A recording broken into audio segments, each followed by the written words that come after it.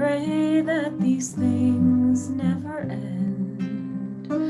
The sand and the sea, the rush of the waters, the crash of the heavens, the prayer of the heart, the sand and the sea, the rush of the waters, the crash of the heavens, the prayer of the heart.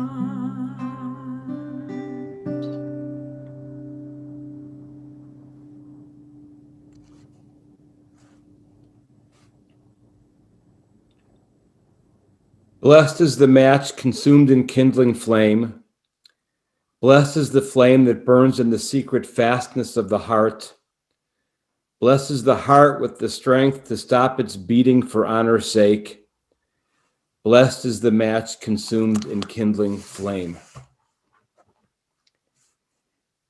As we begin this day of Yom HaShoah, as we begin this service, we will be hearing in just a moment from three members of our Micah community, each of whom will share a bit of the story of their mother or father who endured and survived the brutality of the Shoah.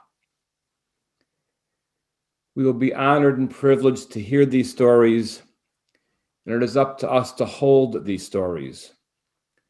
Rabbi Emil Fackenheim, one of the great Jewish scholars and thinkers of the last century, wrote that the Shoah made Jewish survival an imperative.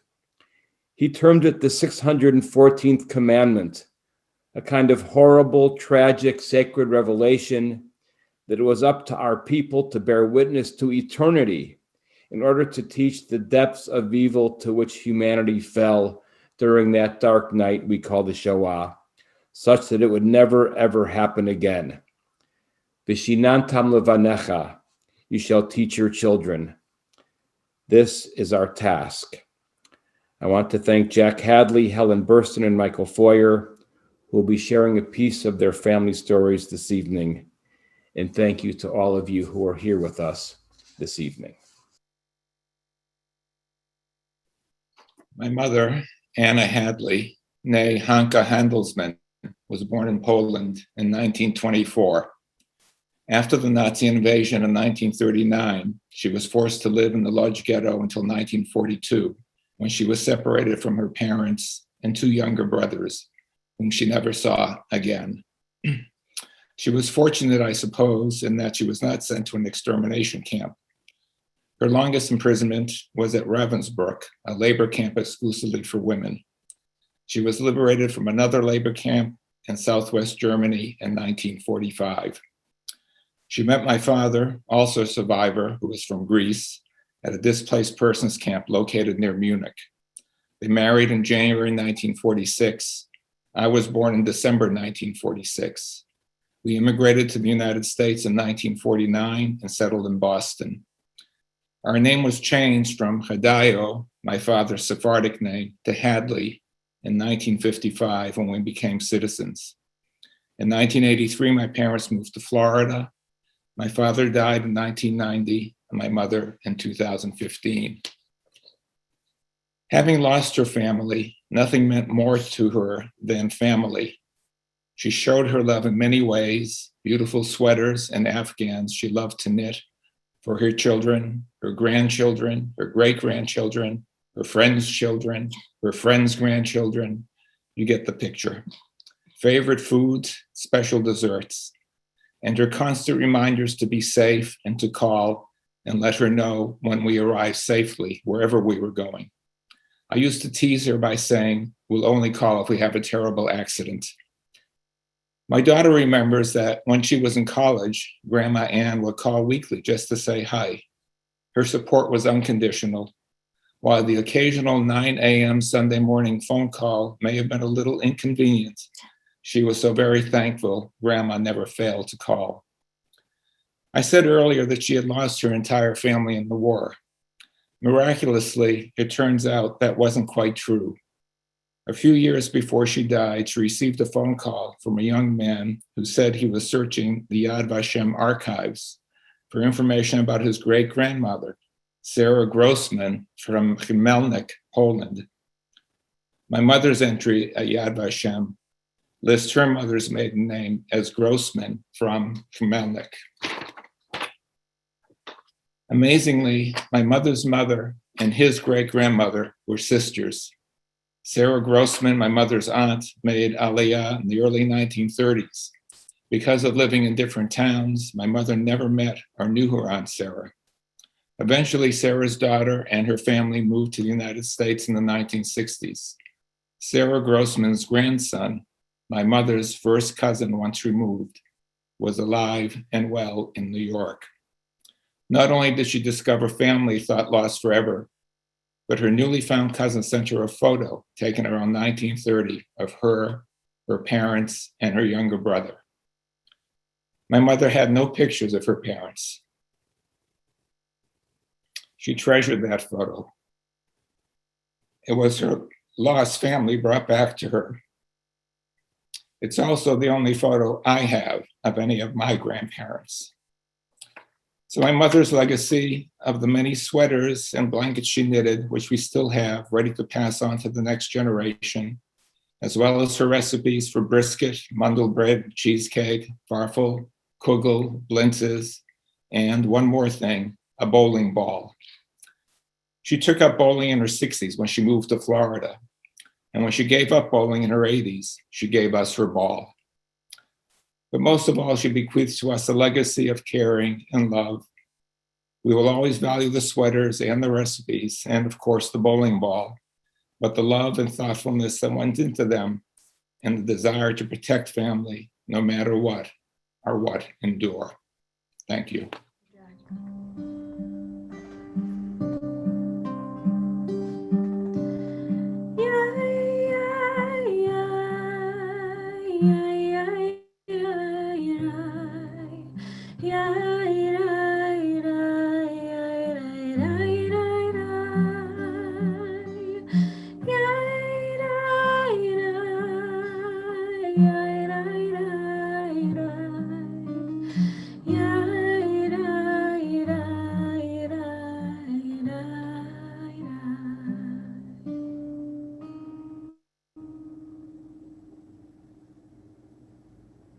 Thank you for the chance to honor my family tonight.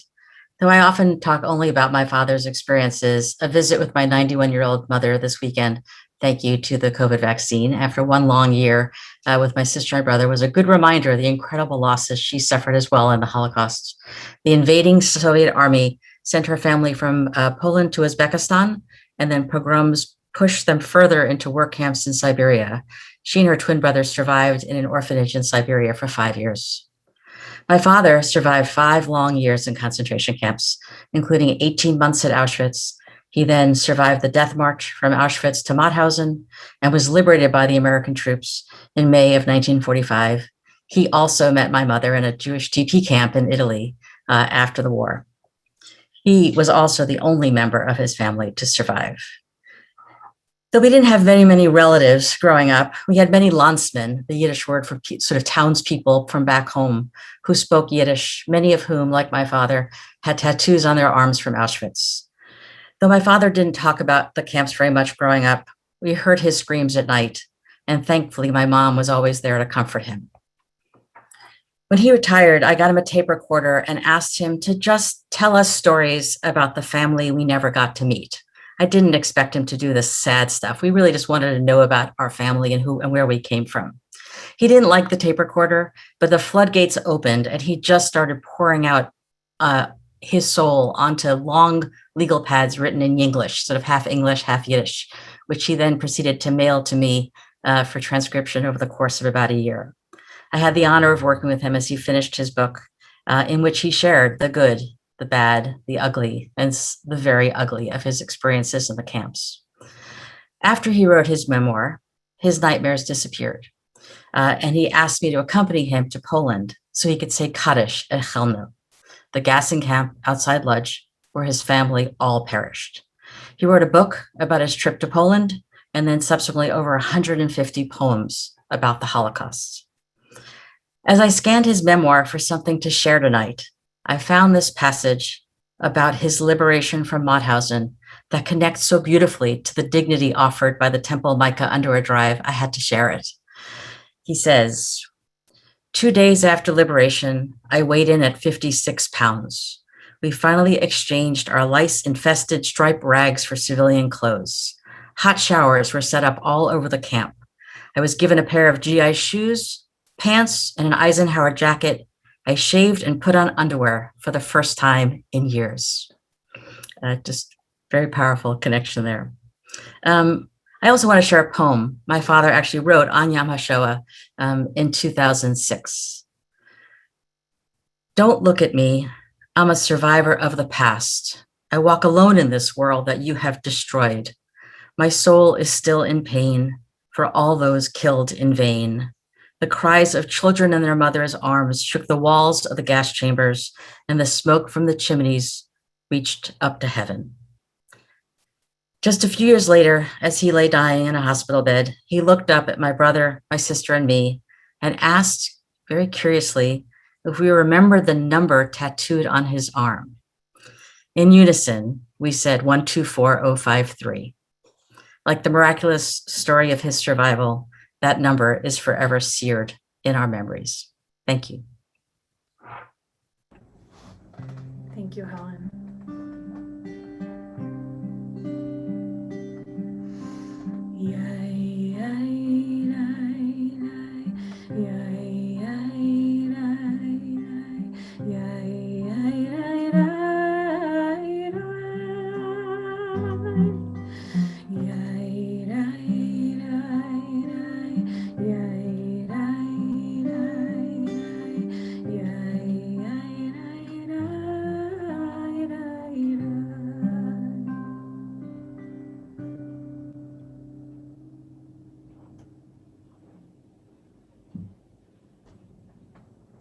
In Israel tomorrow, a siren will pause human activity for a moment of remembrance. I thank my Temple Micah family for letting me reflect as my own internal siren sounds. If there is a theme in my remarks, it is about resilience, luck, and recovery, words that may resonate in today's difficult times. My mom and her mom were protected in hiding by French Catholics in the south of France. My grandfather, Joseph, died of cardiac arrest when he saw the Germans on the Champs-Élysées. A rising star in the Romanian ballet, Lucy spent those years in hiding, mostly weaving, on a small tabletop loom. Later, in Queens, she taught me and my brother to waltz and Lindy, and made a home filled with love and optimism. Resilience, recovery, lucky to be in her beloved America. Otto was born in 1914, the youngest of four sons to Fania, a Russian Jew, and Mendel, a Polish Jew. The family moved from Holomer, a village now in Ukraine that was at various times part of Poland, Romania, Austria-Hungary, and Russia. They moved to Hamburg when Otto was an infant. He was a very good student and would have become a brilliant lawyer. Along the way, he became a world-class chess player and won the Belgian championship in 1934. His eldest brother was killed fighting with partisans. The second eldest got out in 1938 and came to America. Otto and his remaining brother, my beloved uncle Salo, whose son David, my one real cousin, I believe is with us on the Zoom tonight from Chicago. They were arrested together in the fall of 1939 Solo's visa came through in the nick of time, and after about 6 months in Sachsenhausen, he came to America too. Mendel escaped to Toulouse, I think, and we think he died there. Fanya's visa was approved, but with her boy in concentration camp, she wouldn't budge. Later, she was gassed at Auschwitz. Here are pictures of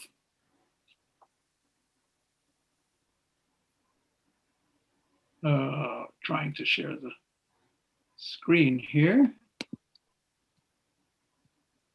Yeah.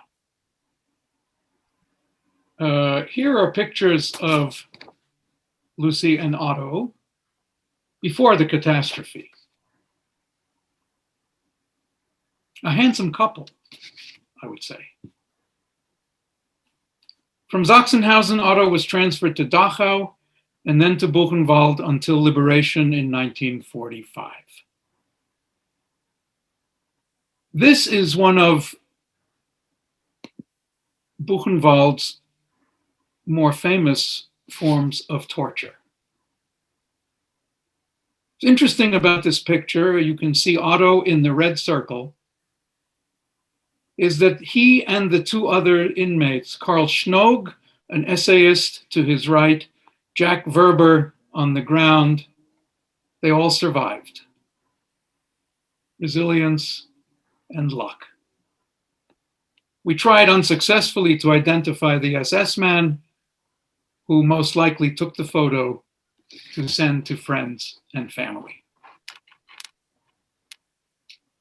In 1995, I went with Regine, Sarah, and Jonathan to Buchenwald for the 50th anniversary of liberation.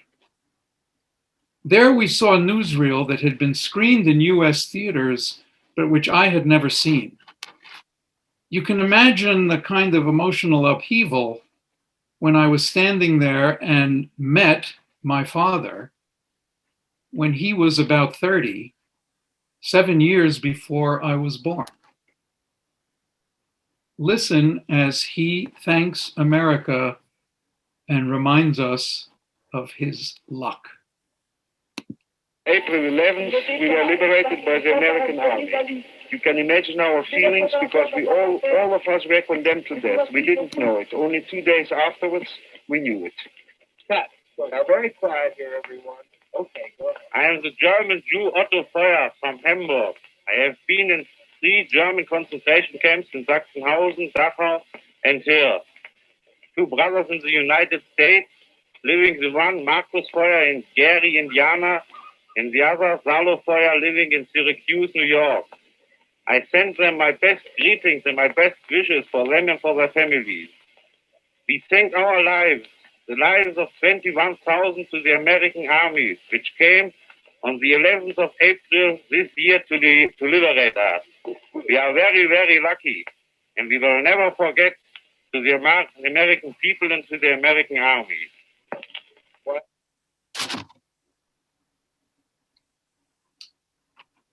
After liberation, Otto made his way to France, and at the border he was told, "Vous savez, en France, on n'aime pas les Juifs." You know, in France, we don't like Jews.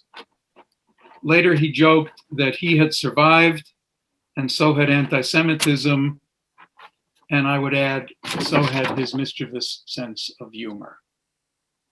In 1947, he and Lucy came to New York. Here they are. If you can see this screen, 1955 at a bar mitzvah, and later in 1975, Otto enjoying a good joke, life. Otto always said he got a second life after liberation. Resilience, luck, recovery. Thank you for letting me be with you and sharing.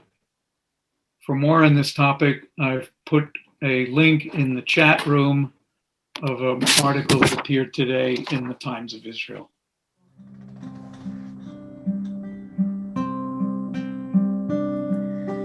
Yeah, yeah, yeah.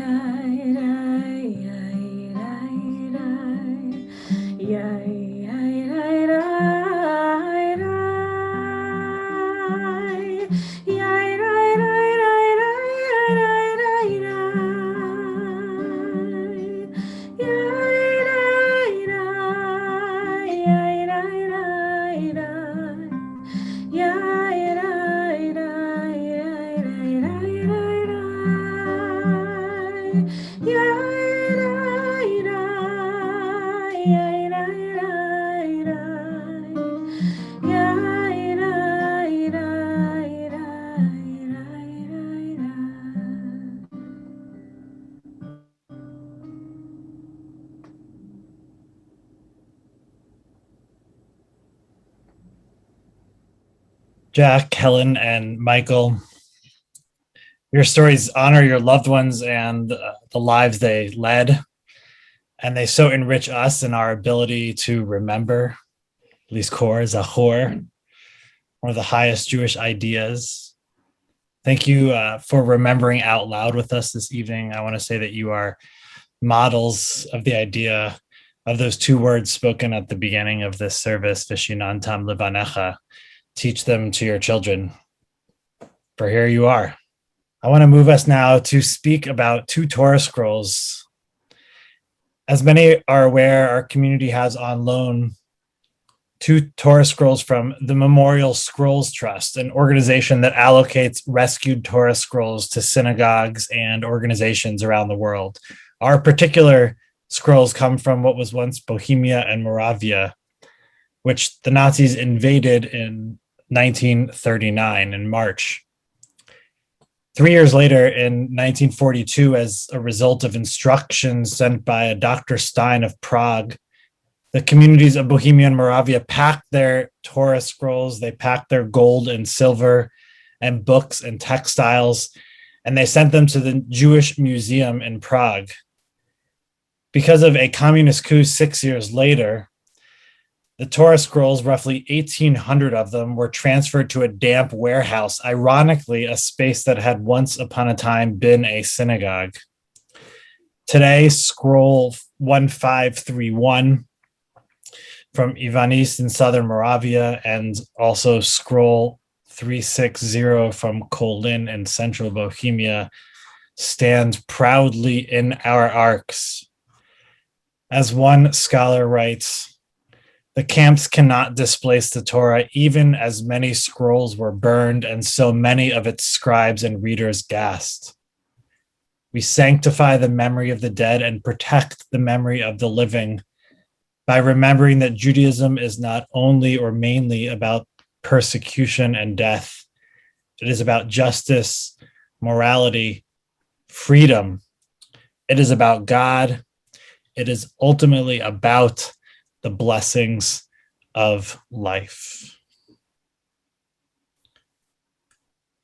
We turn now to Ani Ma'amin, I believe.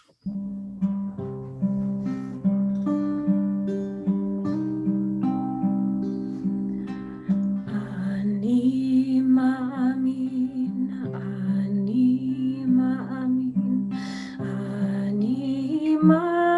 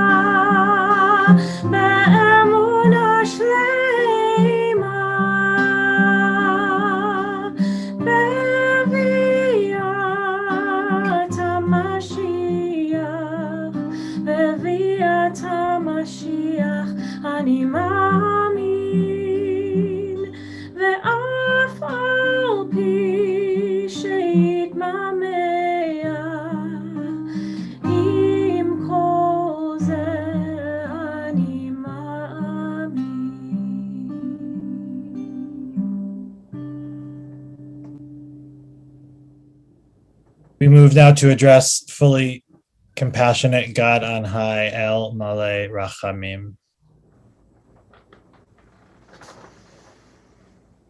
El Malay Rachamim, Shochen Bamromim, Hametzeh Menucha Nechona, Tachat Kanfei Hashchina, Im Kloshim Utorim, Kzor Harakia Mazhirim, Lenishmot Yakireinu, Shehalchu Leolamam, Baal Harachamim Yastirem, B'Sefer בכתר כנפיו לעולמים, ויצרור בצרור החיים את נשמתם, אדוני הוא נחלתם, וינוחו בשלום על משכבם, ונאמר אמן.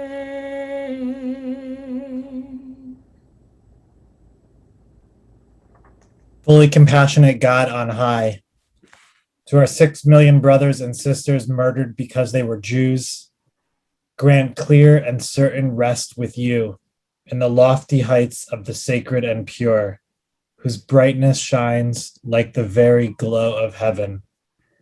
Source of mercy, forever enfold them in your embrace of your wings, secure their souls in eternity. Adonai hu nachalatam ve'anuchu b'shalom al mishkavam. Adonai, they are yours. They will rest in peace, and together we can say, Amen. Herschel Zinoberg, a Polish Jew who survived, wrote this in his native language of Yiddish on January 13th, 1943. The darkness still hung over the surroundings. The sad sky still hung over the ghetto. A small wind flew with the storm and left further without any rush or fuss. The evening left us and went on its way. A frosty early morning came in replacement. An unusual fog announced a problem. A day of pain, suffering, theft, and murder. A dead stillness awaited the Malach HaMavos. The heart stopped, the blood boiling. A voice pleaded, Shema Yisrael, that the enemy's footsteps be destroyed. Suddenly a scratching noise was heard. A boot was moving in the frosty snow. The father bit his lip. The mother cried out in pain.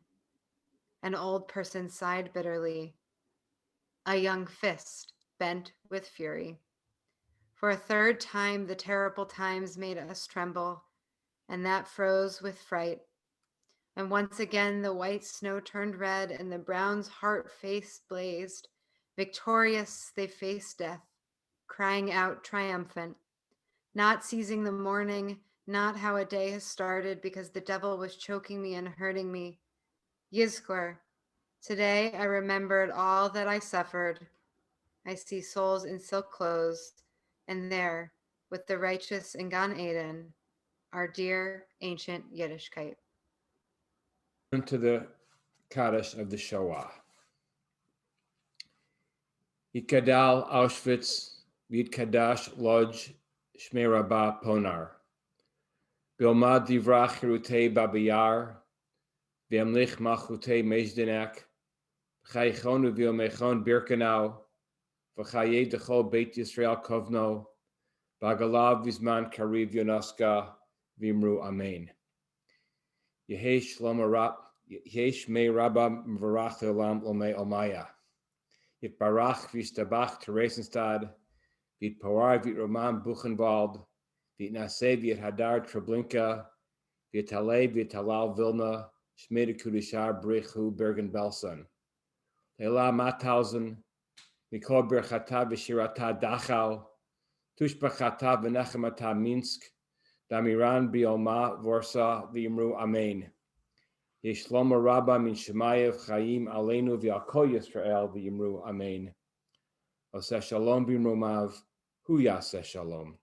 Aleinu V'Alkol Yisrael V'imru Amen.